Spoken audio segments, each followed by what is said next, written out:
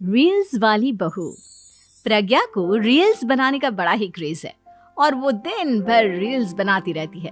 खाते पीते घूमते फिरते घर में कॉलेज में रील्स बनाने के कारण प्रज्ञा पूरे कॉलेज में हाईलाइटेड है। जहां उसकी रील्स सभी को पसंद आते हैं, वहीं मनीषा चिंता में डूबी रहती है। एक रोज जब खाते हुए प्रज्ञा रील्स बना रही होती है, तब मनीषा कहती है, 1 मिनट भी चैन नहीं है इस लड़की को। ये नहीं कि खाना तो आराम से खा ले, लेकिन नहीं, अरे थोड़ी देर रील्स नहीं बनाओगी तो आसमान नहीं टूट पड़ेगा। अरे मम्मी, इसी को तो कहते हैं डिटर्मिनेशन। तुम नहीं समझोगी ये सब। हे भगवान, इस लड़की को सद्बुद्धि दे। जब देखो तब टेढ़ा बाका मुंह बनाती रहती है। मनीषा की बात का प्रज्ञा पर जरा भी असर नहीं होता और वो खाते खाते रील्स बनाती रहती है। दिन बीतने लगते हैं और देखते देखते प्रज्ञा का कॉलेज भी खत्म हो जाता है। आए दिन कोई ना कोई मनीषा को प्रज्ञा की शादी करवाने का सुझाव दे जाता है। सब ठीक ही कहते हैं, प्रज्ञा की शादी कर देनी चाहिए। अपने घर के काम काज में व्यस्त हो जाएगी तो खुद ही ये रील्स और नाच गाना बंद हो जाएगा। मनीषा और प्रेम प्रज्ञा के लिए एक अच्छा लड़का ढूंढने लगते हैं और तभी विकी का रिश्ता प्रज्ञा के लिए आता है, जिसने प्रज्ञा को उसकी रील्स देखकर पसंद कर लिया था। अगले दिन विकी अपने माता पिता के साथ प्रज्ञा के घर पहुंच जाता है और प्रज्ञा साड़ी पहने हाथों में चाय की ट्रे लिए उनके सामने आती है। जब विकी को पसंद है तो हमें भी बहू पसंद है। बहन जी, आप बारात की तैयारी कीजिए। एक बार लड़का लड़की अकेले में बात कर ले तो अच्छा रहेगा। हाँ हाँ, क्यों नहीं। मनीषा विकी को प्रज्ञा के कमरे में भेजती है, जहां प्रज्ञा पहले से ही रील्स बना रही होती है। तभी विकी कहता है, आ गए आपके साजन जी। हमारे साथ ये रील्स कंप्लीट करती तो और भी अच्छा रहता। अच्छा जी, अब आ ही गए हैं तो बना ही लेती हूँ आपके साथ। दोनों मिलकर रील्स बनाते हैं।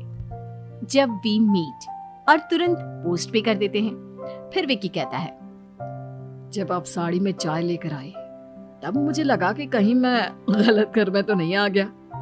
अब सही है। दोनों की शादी पक्की हो जाती है और शादी के दिन भी प्रज्ञा रील्स बनाने से चूकती नहीं। यहाँ तक कि बारात के समय भी नाचते हुए रील्स बनाती है।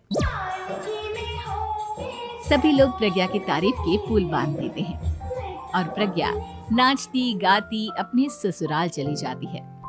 सब कुछ अच्छा चल रहा होता है। प्रज्ञा यहाँ भी दिन भर हर चीज की रील्स बनाती रहती है। लेकिन कुछ दिनों के बाद जब सुनीता कहती है, बहू, ये रील्स के साथ साथ कुछ काम भी कर लिया करो। वैसे तुझे और क्या क्या बनाना आता है? मम्मी जी, वैसे तो सब कहते हैं कि मैं सब कुछ अच्छा बनाती हूँ, लेकिन मुझे लगता है कि मैं मैगी अच्छा बना लेती हूँ। हाँ, कॉफी भी अच्छा बना लेती हूँ और मुंह तो सबसे अच्छा बना लेती हूँ। हैं? अच्छा अच्छा। सुनीता अपना माथा पकड़ लेती है और कहती है, बहू, कुछ खाना बनाना भी सीख लेती। मम्मी जी, मैं लंबी प्लानिंग कर रही हूँ। जल्दी ही मैं इतनी फेमस हो जाऊंगी कि मुझे पैसे मिलने लगेंगे। हम दोनों सास बहू राज करेंगे, राज। नौकर काम करेंगे और लोगों की तो लाइन लगेगी हमसे मिलने के लिए। तेरा दिमाग खराब हो गया है क्या बहू? हंसी मजाक तक ठीक है, लेकिन इस तरह घर नहीं चलते। जितना जल्दी हो इस घर के तौर तरीकों को सीख लो। प्रज्ञा मुंह घुमाकर चली जाती है और तुरंत उसी वक्त एक रील बनाती है। ये देख सुनीता का गुस्सा 7वें आसमान पर चला जाता है और विकी के घर आती ही सुनीता उसे सब कुछ बताती है। विकी भी अब प्रज्ञा की इन हरकतों से परेशान हो जाता है। तुम टेंशन मत लो मम्मा, मैं देख लूंगा। विकी कमरे में जाता है तो देखता है कि प्रज्ञा रील्स बना रही है। विकी बड़े ही प्यार से प्रज्ञा से कहता है, प्रज्ञा, इन सब के लिए मैं तुम्हें मना नहीं कर रहा हूँ, लेकिन फिर भी हर वक्त तो ये अच्छा नहीं लगता ना। समझने की कोशिश करो, मुझे भी तुम्हारा थोड़ा वक्त चाहिए। मैं जब ऑफिस से आता हूँ तो मुझे समय देने की जगह इसी में लगी रहती है। तुम ज्यादा ही सोच रहे हो। तुम भी मेरे साथ रील्स बनाओ ना, तुम्हें भी बहुत अच्छा लगेगा। तुम्हें इज्जत से कोई बात समझ में नहीं आती क्या? दिमाग खराब हो गया है तुम्हारा इस चकाचौंध से। अगर तुमने अपना रवैया नहीं बदला तो मैं तुमसे दूर चला जाऊंगा। तुम ही रिश्ता लेकर आए थे, मुझे लड़कों की कमी नहीं थी और ना आज है। विकी दरवाजा पटक कर चला जाता है। धीरे धीरे विकी प्रज्ञा से दूर होता जाता है। एक रोज मनीषा प्रज्ञा के ससुराल उससे मिलने जाती है। तब सुनीता उससे कहती है, बहन जी, अब आई हैं तो कुछ दिन यहाँ रहकर जाइएगा, आप ही का घर है। हाँ मम्मी, बहुत दिन हो गए तुम्हारे साथ एक भी रील नहीं बनाई मैंने। प्रज्ञा तुरंत अपने फोन में रील्स ऑन कर लेती है। ये सब मुझसे नहीं होता। तेरा ये भूत अभी तक नहीं उतरा क्या? बहन जी, आप कुछ कहती नहीं क्या इसे? जब आप ही कुछ नहीं कर पाई तो मैं कर ही क्या सकती हूँ। सास तो वैसी ही बदनाम है। शाम को घर की लाइट चली जाती है और मनीषा प्रज्ञा से कहती है, मेरे घुटनों में बहुत दर्द हो रहा है, तू लाइट का कुछ इंतजाम करना बेटा। अच्छा, कैंडल जला देती हूँ मम्मा। प्रज्ञा गाते हुए कैंडल जलाती है और खिड़की के पर्दे के पास रख देती है।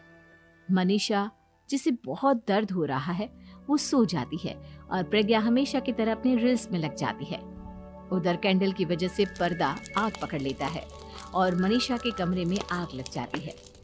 बचाओ, कोई है, बचाओ। सभी भागते हैं और विकी कमरे की आग बुझाने में लग जाता है, लेकिन तब तक मनीषा आधी जल चुकी थी। मनीषा की हालत देख प्रज्ञा रोने लगती है। विकी मनीषा को तुरंत हॉस्पिटल ले जाता है और उसे एडमिट कराता है। विकी प्रज्ञा से कहता है, देख लिया ना, तुम्हारे इस नाच गाने की वजह से आज तुम्हारी माँ की जान जाते जाते रह गई। अब पता नहीं तुम और क्या चाहती हो। उधर डॉक्टर कहते हैं, इनकी हालत बहुत नाजुक है, आधे से ज्यादा जल चुकी है। प्रज्ञा रोती हुई मंदिर में जाती है और भगवान के आगे जाकर कहती है, भगवान, मेरी माँ को ठीक कर दो। मैं कसम खाती हूँ, हाथ से ये रील्स बनाना छोड़ दूंगी। बस मुझे मेरी माँ वापस मिल जाए। 2 दिन बीत जाते हैं और मनीषा खतरे से बाहर आ जाती है। पेशेंट अब ठीक है, आप लोग उनसे मिल सकते हो। सब कोई मनीषा से मिलता है और प्रज्ञा सबके सामने अपना फोन तोड़ देती है। मुझे माफ कर दो मम्मा, मैंने तुम लोगों की बातों को नजरअंदाज किया। बेटा, कोई भी चीज जरूरत से ज्यादा खराब है। मैंने तुम्हें रील्स बनाने से कभी मना नहीं किया, लेकिन हर वक्त एक ही चीज तो सही नहीं है। मैं समझ गई हूँ मम्मा, आई एम सॉरी। प्रज्ञा उस दिन से रील्स बनाना छोड़ देती है और पूरी तरह से अपने घर में लग जाती है।